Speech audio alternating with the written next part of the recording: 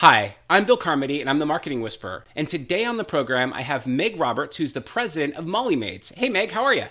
Hey Bill, I'm great. How are you? I am super excited to be talking to you today because we are going to be having a conversation about how your military background has affected the way in which you have able to bring that sort of sense of order to Molly Maids and some of the great things you've been able to take from your childhood all the way through to your profession today.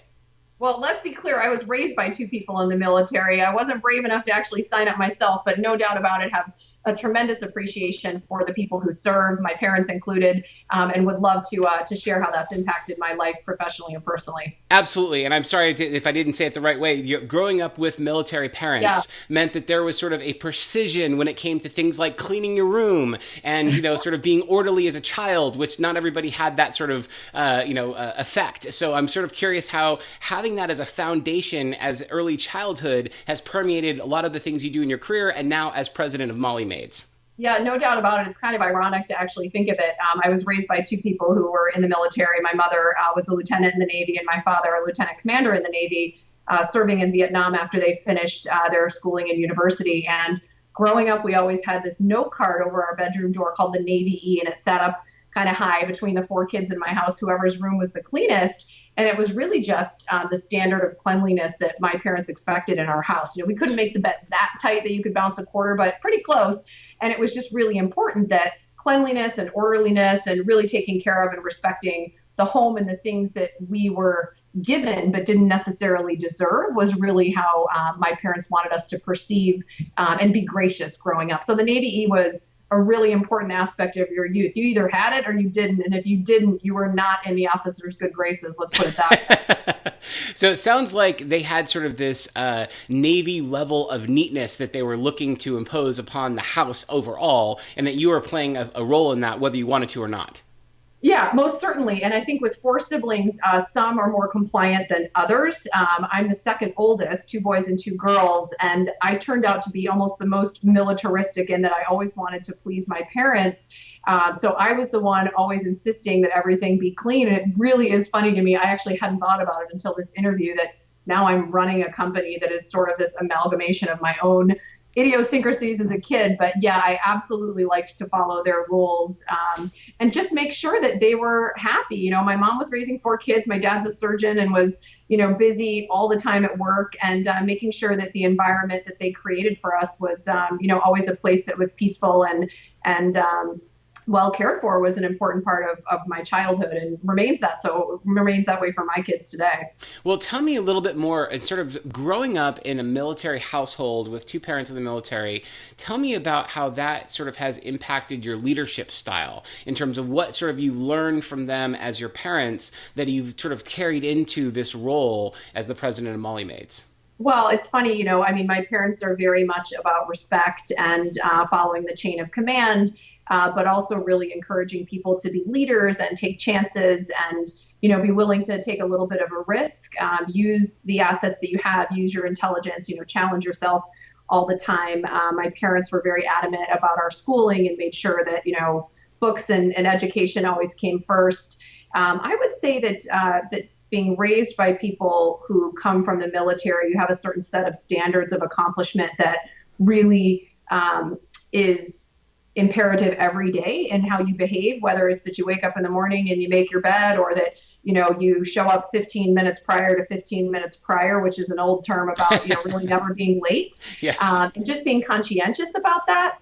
My dad always says officers eat last, and there's a book that was written recently, and I'm going to forget the name of the Marine Corps general who wrote it, but we were raised that way as well. My mother serving a meal for six people in the family, and I'll be darned if you start eating before she sits down and we've said grace. That just doesn't happen. So the level of respect and awareness of other people in your life as contributing team members, I think that's really, a big part of what the military is about, is that people succeed together with one another. Yes. And that was really a part of certainly how my parents raised the four of us, to respect one another and to respect the roles of our parents. So, I've had similar things. My father and my grandmother, his mom, used to have an expression at the dinner table, which is FHB, family hold back, which is basically the idea of make sure that everybody else gets their fill first, and don't sort of make sure your guests always leave the table full and happy. And if you need to hold back a little bit so that they can do that, by all means, you know what I mean? So it was great. I would say, to answer your question more directly, Bill, the setting of clear expectations is something that my parents were always very good at. What they expected from us, what we would get rewarded with if we followed those rules. As a leader in this business and someone who grew up in the business, I wasn't always in the leadership position, but trying to create a team.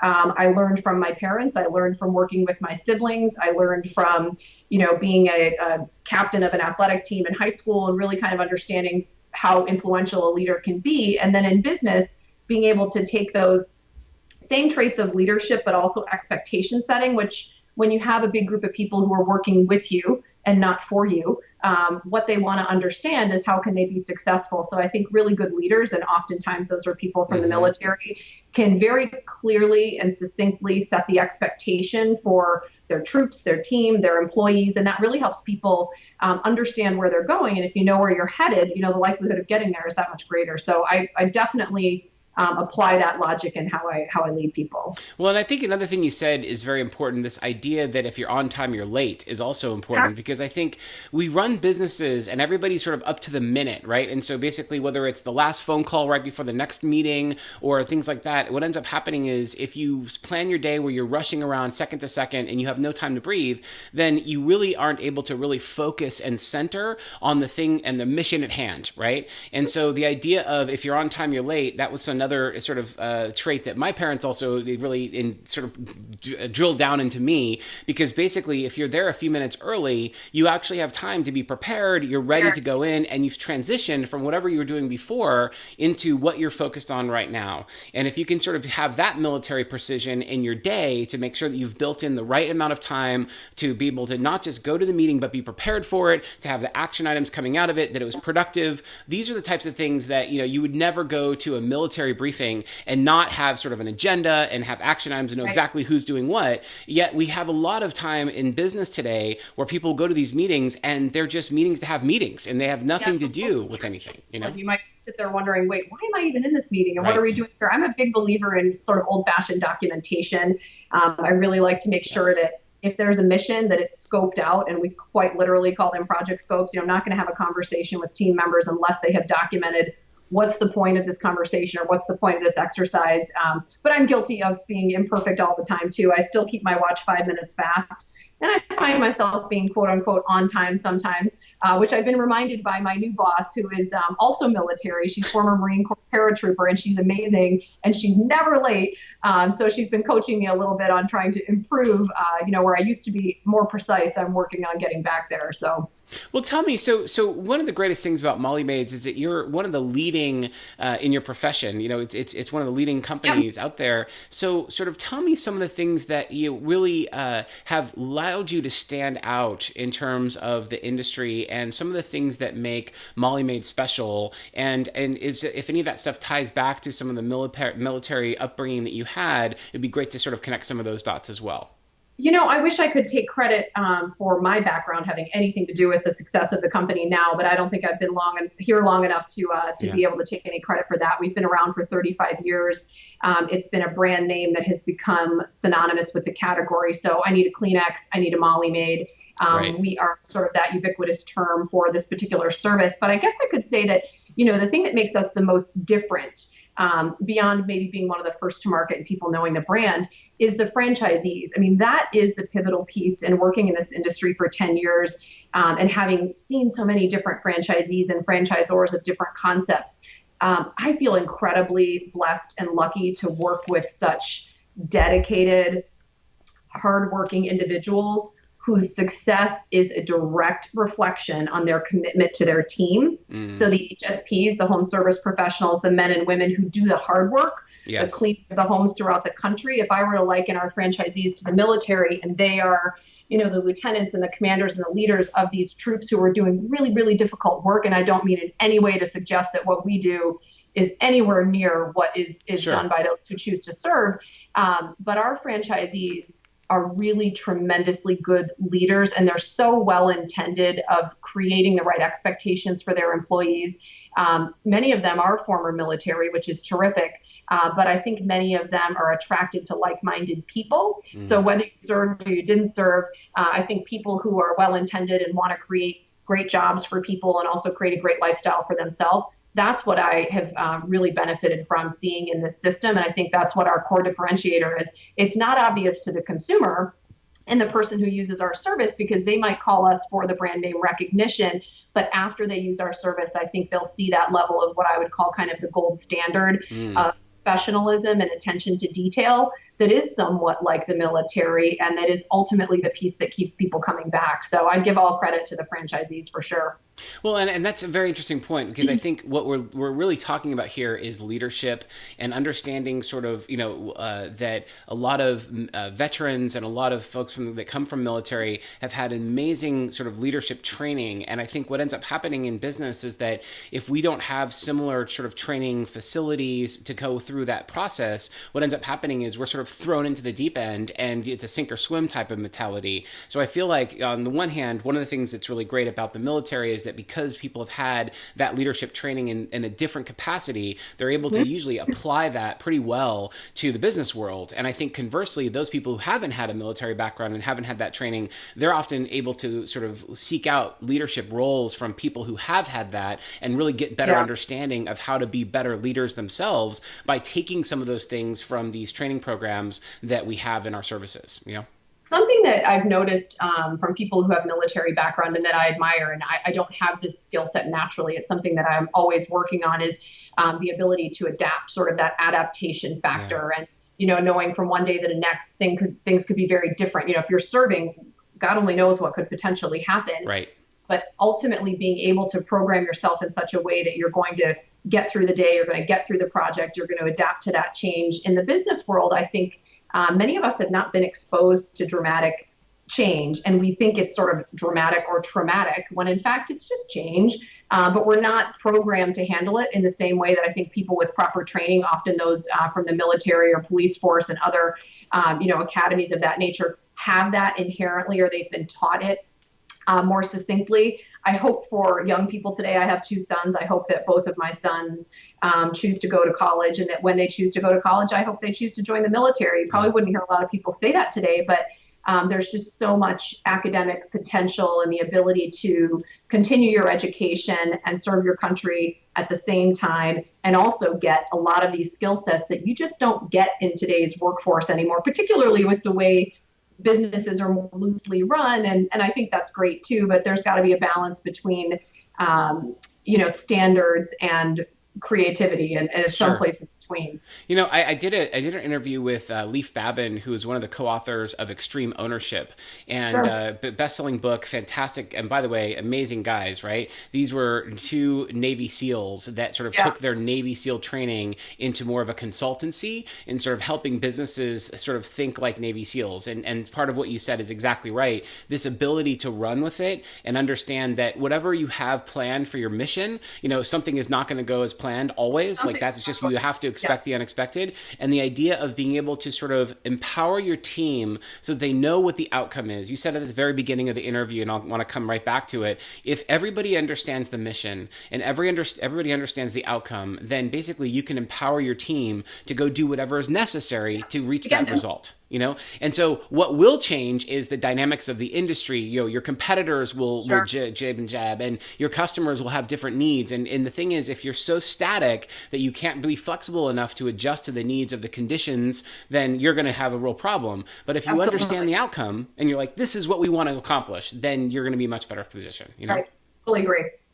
So good. Well, so tell me, is there anything else we haven't touched on when it comes to sort of just the connection point between military and business? To me is a fascinating one. I think there's a lot of overlap, and oftentimes what ends up happening is people that come in with this amazing experience, that adaptation and change, whatnot, is so incredibly needed in businesses today. I'm curious if there's anything else we haven't touched on that might be valuable either for other executives or anyone from the military that might be watching this today. I think we've talked about process quite a bit, and process and adaptation. Those two things. When we talked about adaptation, we probably haven't talked about process enough. And both are important aspects of the military. Both are important aspects of business. And I think we can find ourselves struggling in today's workforce that we are either so process driven or we are so change averse that we're not able to bring those two things together.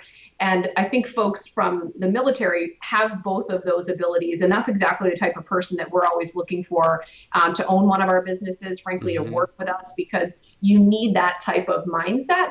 I'd love to see the opportunity for more people like the authors you mentioned to share their wisdom of what they've experienced and how you can apply what is perhaps considered sort of non-traditional training in the military. It's not as common anymore, to the benefits of what it can bring to the workforce in today's changing and evolving millennial workforce and their set of expectations. And, really just trying to recognize that we can raise the bar of what everybody can contribute if we're willing to share a little bit more of our own experiences. I don't have, a tremendous amount of experience beyond what I've done corporately and what my family has taught me. And I've learned that even those small things that I can share with people, whether it's about being early or spending, 3 times as much time in a book as you might in the mirror, things that I remember my parents saying, they sound kind of funny, but they're really important. We had to take Navy showers when I was a kid. Well, there's 4 kids and you're in and out of the shower in 2 minutes. Well, I'll be darned. I don't waste my time in the shower right now. That's great. You got so much of your life back. Yeah, those are just kind of the things that what's really important, when you're raising children and when you're grooming employees and when you're hopefully guiding franchisees is to try to do what's best for others. And if you're doing what's best for others and thinking about others, so that 2-minute shower was to save hot water for my little sister, that I'm hopefully doing the right thing, and that eventually those things will end up benefiting everyone who's involved in that ecosystem, if you will.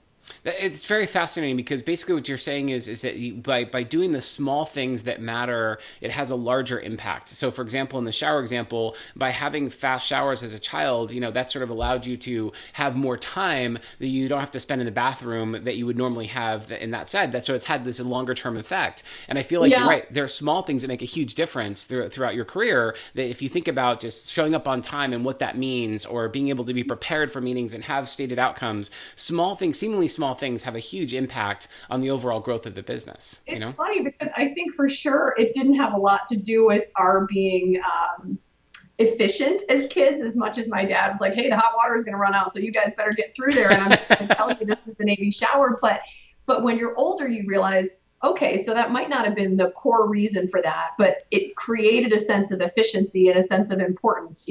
We're not going to spend time focusing on things that don't really matter. We're going to spend time focusing on the things that do. And that was really just in general the way that we were raised. I mean, my father always said, there's 4 kids and each of you individually isn't as strong as the 4 of you together can make a fist. And that's what, I want you to work as a team. I want you to work as siblings. And that's sort of how I think of my employees now. Of course, I'm not encouraging, fighting and fist make, but I think the togetherness aspect of what happens when, people put hand in glove and they're working together, that's ultimately what his message was. So then it was about the 4 of you being a fist. And now to me, it's about, you offer a hand to another person, and that's because 2 hands together are going to be stronger and they're going to be more able to get something done. And those are, indirect, but themes that sort of cascaded through my childhood, and I think are directly related to having 2 parents who, served and felt that commitment was a really important thing, and took away quite a bit from that they've then cascaded down through me and the rest of my siblings. So, and now through the rest of Molly Maids, right? So I hope to goodness that the folks that I work with and the franchisees that I work for don't think of me as a militaristic leader. I hope they look at me as someone who enjoys guiding, enjoys leading, would always, take a bullet for any one of them, and, really is just intent on making sure that everyone can be as successful as possible. And if some of the ways in which I do that are born of things I've learned from my parents, then I'm pretty proud of that. That's actually, but it's funny because you say that, because one of the things that was so fascinating about Leif Babin in his book on extreme ownership was talking specifically about the perception of military leaders. And the truth is that the misperception of just barking orders and saying this is what it is and go get it done is actually quite false. I mean, the best leaders in the military are actually profound listeners. They're the ones that are basically saying, look, when I go out there, I need to have all the facts. I need to have all the information. And so, yes, when I make the final call, it's my call to make, and that is ultimately what the leader must do. But getting up to that point, the really great leaders are the ones that are doing a great job listening and making sure that they have all the facts so they can make an informed decision.